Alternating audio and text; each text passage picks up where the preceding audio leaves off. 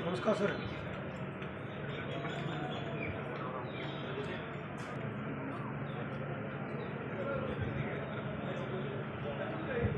है ना इसमें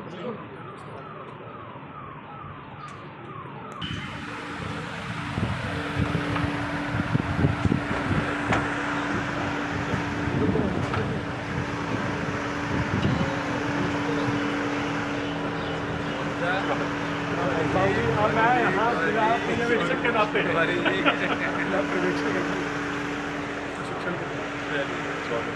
स्वागत।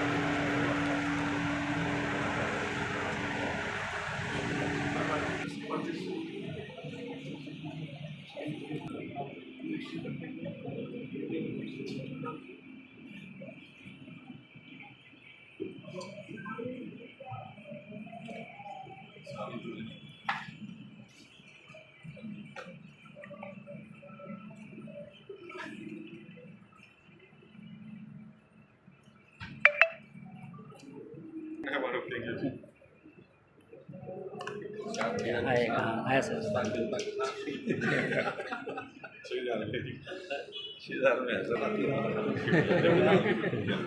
ये देखना पड़ेगा, ये कुछ याद होगा हॉकी स्टेडियम, ये सारी चीज़ें आप चीज़ ये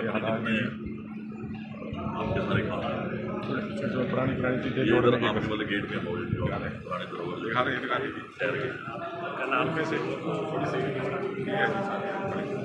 जो गेट बनवा लीजिए पुराने शहर में एक ये चीज़ें आपने बनवाई है शहर के 10 किलोमीटर की एंट्रियाँ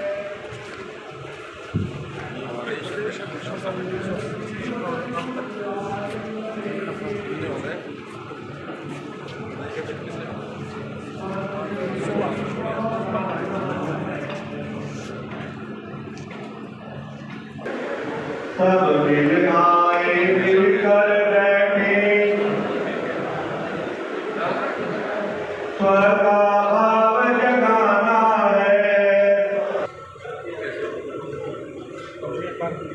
पहले सत्र के हमारे मुख्य वक्ता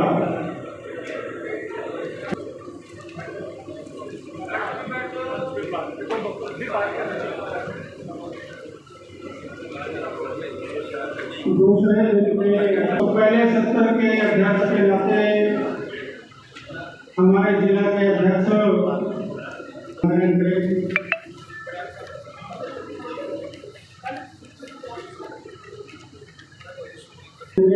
मौलाना जी से, उर्दू के विधायक राम कुमार जी से, भगवान दास कबीर जी से,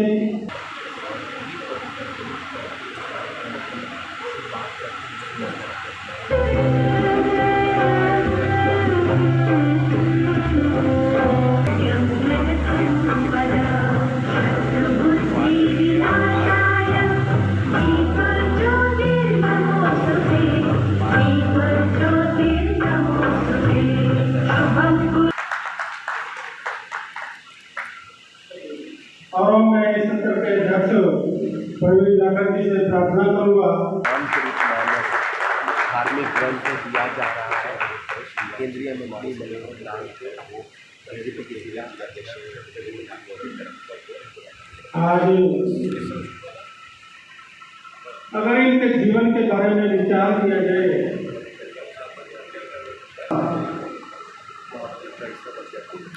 और उसमें देश प्रेम की भावना का जो जागरण इनके अंदर अध्यक्ष हो, पोलिंग एजेंट हो, मंडल अध्यक्ष रहे, जिला के उपाध्यक्ष रहे और आज हमारे बीच में जिला अध्यक्ष के रूप में है। देखिए, ये एक वैश्विक समस्या है। तो जब भी कभी वैश्विक समस्या आती है तो हर देश अपनी प्लान बनाता है, अपनी योजना बनाता है कि हम लोग इस तरह के संकटों से कैसे पार जाएं। माननीय प्रधानमंत्री जी ने जब कोरोना काल आया था उस वक्त भी देश के लोगों से अपील की थी। देश के लोगों ने उस अपील को माना। नतीजा ये निकला कि दुनिया भर में जो विकसित अपने आप को देश कहते हैं उनको बड़ी हानि उठानी पड़ी, उसमें भी हमारा बड़ा बचाव रहा था। आज भी जब सारी दुनिया में एक वैश्विक संकट खड़ा हुआ है, तेल को लेके, गैस को लेके, इस वैश्विक संकट के पार जाने के लिए जो देश अपनी योजना नहीं बढ़ाएगा, अपने लोगों को जागरूक नहीं करेगा, तो वहाँ स्वाभाविक बात है समस्या ज़्यादा आएगी।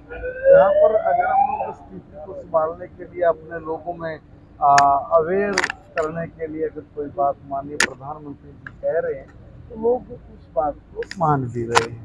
उसी कड़ी में जहाँ आवश्यकता जितनी है, उस आवश्यकता के अनुरूप अगर हम लोग सब चीज़ों की आपूर्ति के लिए ध्यान रखेंगे, आपूर्ति करेंगे, मुझे लगता है कि वो हम सब लोगों के लिए ठीक रहेगा। केंद्रीय मंत्री 2 गाड़ियों पे पहुंचे हैं सर। अच्छी बात है। तो देखिए, जहाँ पर जितना काम चल सकता है उतना जरूरी है। जैसे माननीय मनोहर जी ने भी कहा, आज जिस दौर से हम गुजर रहे हैं, उस दौर में हम कम से कम में कैसे अपने को आगे बढ़ा सकते हैं। अब वो जिसकी व्यवस्था के अनुरूप कम ज़्यादा होता है वो करते हैं। अब मनोहर जी ने भी अपनी सिक्योरिटी को कम किया है, तो ऑलरेडी जहाँ जहाँ जिनके पास जिनको लगता था कि भाई हम लोग इतने में हमारा काम चल सकता है, उतनी व्यवस्था करके बाकी सब चीज़ों को जब तक ये संकट है उसको छोड़ा जा रहा है। आपके राजनीतिक गुरु हैं जैसे मनोहर लाल, उनको कह रहे हैं भूपेंद्र सिंह हुड्डा के संन्यास वगैरह ले लें। देखिए, माननीय मनोहर लाल जी ने जो भी बात कही है वो 2 बड़े लोगों की बात है, उसमें हम बच्चों को नहीं। तीनों मेयर चुनाव बीजेपी जीती है, कांग्रेस एक भी नहीं जीती। देखिए, मैं एक निवेदन करूँ, कांग्रेस ने जो कुकर्ते किए हुए, जो लोगों में अविश्वास पैदा किया, लोग ये सोचते समझते नहीं हैं, लोगों को बेवकूफ़ मानते हैं, जबकि लोग जानते हैं कि सही और गलत और उसका निर्णय लेने की ताकत भी लोगों को है। लोगों ने अपना निर्णय लिया। जब लोगों ने अपना निर्णय लिया, मुझे समझ नहीं आती कि कांग्रेस उस निर्णय को क्यों नहीं मान रही है, क्यों गालियां दे रही है। वो हमें गालियां नहीं दे रहे हैं, वो हमारे अंदर गलतियां नहीं निकाल रहे, वो ईवीएम हो गया, ये छेड़खानी हो गई, ये फला हो गया, ये हम पे नहीं, अप्रत्यक्ष रूप से जनता पर कटाक्ष कर रहे हैं और जनता इस चीज को समझती है। भाई, हम भी चुनाव लड़े बरसों बरसों तक, हम लोग भी हारे हैं। हमारे किसी भी नेता का आप कभी का बयान उठा के देखिए, हमने कभी ये नहीं कहा कि इस चीज में गड़बड़ हुई, इसके कारण ये हुआ, कहीं भी दोषारोपण नहीं है। हमारा छोटे से छोटा और बड़े से बड़े नेता ने जब भी जो निर्णय जनता ने दिया उस निर्णय को स्वीकार किया, माथे लगाया और फिर हम लोग काम पे लगे। अगर मैं ये पूछना चाहूँ कि आप लोगों ने किसी भी चुनाव को कितनी गंभीरता से लिया, मैं तो आसाम में चुनाव में था, कहीं कुछ नजर नहीं आता था, कहीं भी कुछ नजर नहीं आता था। हम लोग जमीन पे रहे, हमने 103 सीटों पे चुनाव लड़ा, 103 में से 2 सीट हम लोग जीत गए और जो जीत का मार्जिन है वो कहीं भी 21,000 शायद सबसे लास्ट का है, 21-22,000, इससे ऊपर ये सब लोग जीते हैं। अब ये कहना है कि ये तो चुनाव चोरी कर लिया, ये फला कर लिया, क्या बात कर रहे हो भाई आप लोग? आप किसको चोर बता रहे हो? अरे, जिस जनता ने अपनी समझ से अपने क्षेत्र के विकास को ध्यान में रखते हुए आशीर्वाद दिया है, उसको आप चोरी नहीं बता सकते। राहुल गांधी आए पिछले दिनों, पार्टी को कहा एकजुट तरीके से चलो और आगे बढ़ो, हम हराएंगे। वो कब से नहीं कह रहे हैं, तो मैं ये बात तो बरसों से सुन रहा हूँ। अच्छी बात है ना, अपने परिवार को एक करें, मगर क्या वो एक करने के लिए कोई प्रयास कर रहे हैं? अभी पिछले दिनों आसाम के कुछ विधायक उनसे मिलने के लिए आए, कोई एक रील मैंने देखी, उसमें वो कह रहे हैं कि सबके सब आओ, वो 4 लोग ही आए थे। उनका कि सर हम लोग आगे 4 ही हैं, नहीं सबको बुलाओ। अरे, सबको कहाँ से बुलाएं, आए ही 4 लोग हैं। अब उनको अब ये भी चीज़ हम लोगों को बताने समझानी पड़ेगी क्या? देखिए, आसाम में उनकी स्थिति इतनी दयनीय है, उन्होंने जिस तरीके से इस देश के बहुसंख्यक समाज को गालियां दी हैं, उनके साथ बरगलाने के लिए जो नौटंकियां की हैं, जनता ने उन नौटंकियों को समझा। अब वो अगर कुर्ते पजामे के ऊपर जनेऊ डाल के जाएंगे, लोग समझ नहीं रहे क्या तुम लोग ये किस तरह का कर्मकांड कर रहे हो? मैं एक बात पूछना चाहता हूँ, एक भी सीट नहीं जीते, 1 सीट जीते हैं और 18 सीट वो सारी मुस्लिम बहुल सीट जीते हैं, और उसमें भी जो एक सीट जीती है उसमें भी शायद 51-52% जो वोट मेजोरिटी में अल्पसंख्यक समाज का है। अब बंगाल में कभी राज होता था, आज 2 सीट पे सिमट गए, 2 सीट में भी सिर्फ मुस्लिम बहुल सीट जीते। आप अब इसमें हमारा दोष है क्या? आपका जो कर्तव्य है, आपका जो कुकर्तव्य है, लोग उसको देख रहे हैं, उसके ऊपर अपना फैसला ले रहे हैं। लोगों के द्वारा दिए गए फैसले को नकारना, बल्कि अप्रत्यक्ष रूप से जनता पर कटाक्ष करना, ये कांग्रेस ने जैसे अपने जहन में उतार के रख रखी हो। और ऐसे ही सारे नेता इनकी बात करते हैं, फिर कहते हैं कि भाई हम लोगों के साथ चोरी हुई है। चोरी नहीं हुई है, आपने जो किया उसका आपको परिणाम मिल रहा है। प्रमुख कार्यकर्ताओं की टीम बैठ करके समय समय विचार करती है। प्रदेश सरकार के विषयों पर, केंद्र सरकार के विषयों पर, पार्टी के विषयों पर, सब विषयों पर अलग अलग अधिकारी आते हैं और विषय पर अपना बात रखते हैं। और सबकी जानकारी में से तो बहुत कुछ होता है, फिर भी एक रिवीजन हो जाता है सबका। आज एक सत्र मेरा इस जिला स्तरीय कमाल के कार्यक्रम में मैं आया था, तो जिसमें केंद्र सरकार की हमारी योजनाएं और उसमें भी खास करके गरीब कल्याण की योजनाएं क्या क्या है, इस विषय पर सामान्यतः तो मैंने हमेशा देखा, आज भी देखा है कि बहुत बातें हमारे कार्यकर्ताओं को पहले से पता होती हैं। सब लोग अपने क्षेत्र में भी, दूसरे प्रदेशों में या अपने प्रदेश के अंदर और स्थानों पर चुनाव के समय जब जाते हैं तो जनता को घर घर जा करके इन विषयों पर बात रखते हैं, ताकि जनता को वो चीज़ें बार बार याद आ सकें। और कुछ नई योजनाएं होती हैं जिसका जनता को लाभ हो जाता है उससे, तो ऐसे विषय पर अपने कार्यकर्ताओं का प्रशिक्षण करने के लिए और आज का ये कार्यक्रम है, एक अच्छा सुंदर कार्यक्रम कल से चल रहा है, आज शाम तक ये चलेगा। सर, आपने भूपेंद्र सिंह हुड्डा को कहा संन्यास लेना चाहिए, उन्होंने कहा कि आपकी उम्र हो गई है, आपको संन्यास ले लेना चाहिए। उम्र तो उनकी मेरे से बड़ी है और उनके पीछे पीछे रहूंगा मैं। उनकी उम्र में जब पहुंचूंगा, वो आज संन्यास लेंगे तो मैं उसी दिन संन्यास ले लूंगा, जितनी उम्र उनकी है उतनी उम्र होते ही। प्रधानमंत्री नरेंद्र मोदी ने अपील की, आप भी फॉलो कर रहे हैं, बाकी नेता भी फॉलो कर रहे हैं, काफिला कम किया, सिक्योरिटी कम की, लेकिन देश की आवश्यकता है।